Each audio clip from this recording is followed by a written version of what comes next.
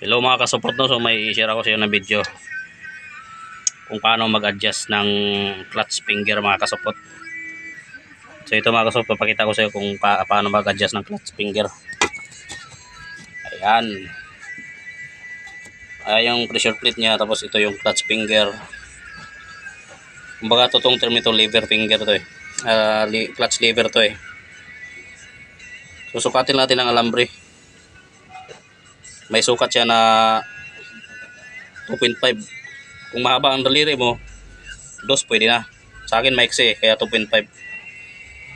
Ayan o, tansya-tansya na lang to. Ito to.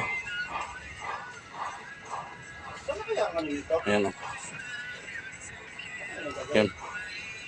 So sukatin natin mga supot. Kumbaga inikot ko na to para sit up na. Hanggang dito lang, sagad lang natin hanggang dito. Dito, sagad lang natin dito yung sukatin natin galing sa clutch lining, clutch disc. Ayan. Tapos kutin natin ha.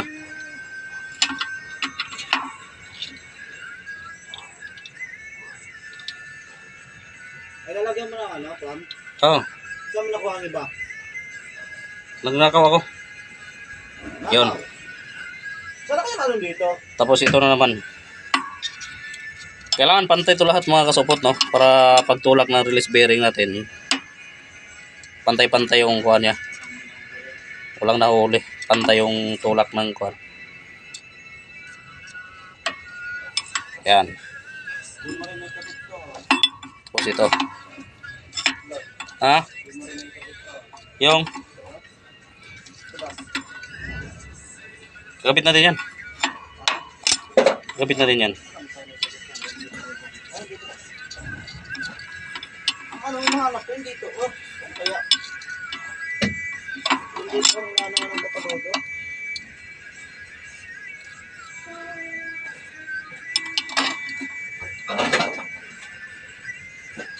Yan mga kasukot. Kailangan nitong apat na finger ito mga kasupot. Pantay ito.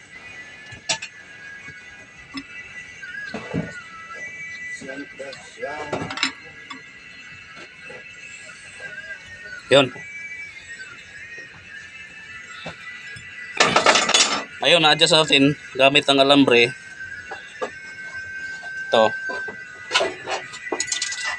Lagay natin yung lock para hindi magbabago. Pasok natin dito. Tapos lagyan natin ng bolt na 12. Yan.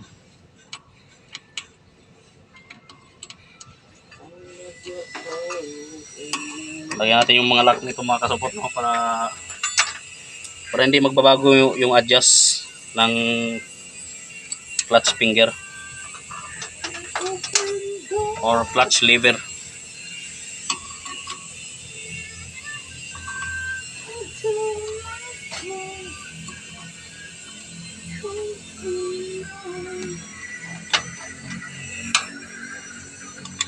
Lagay natin lahat, no?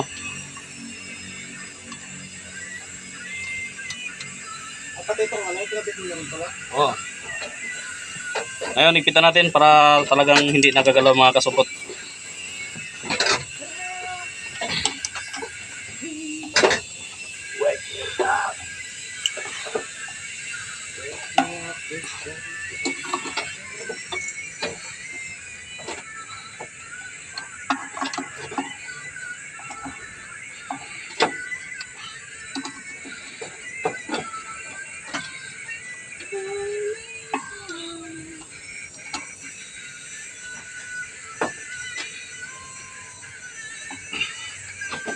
Dapat maigpit yan.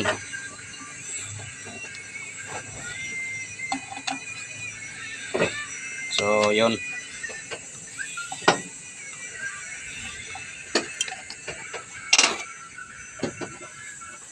So, ganoon lang mag-adjust ng mga clutch finger ng mga pisot, no?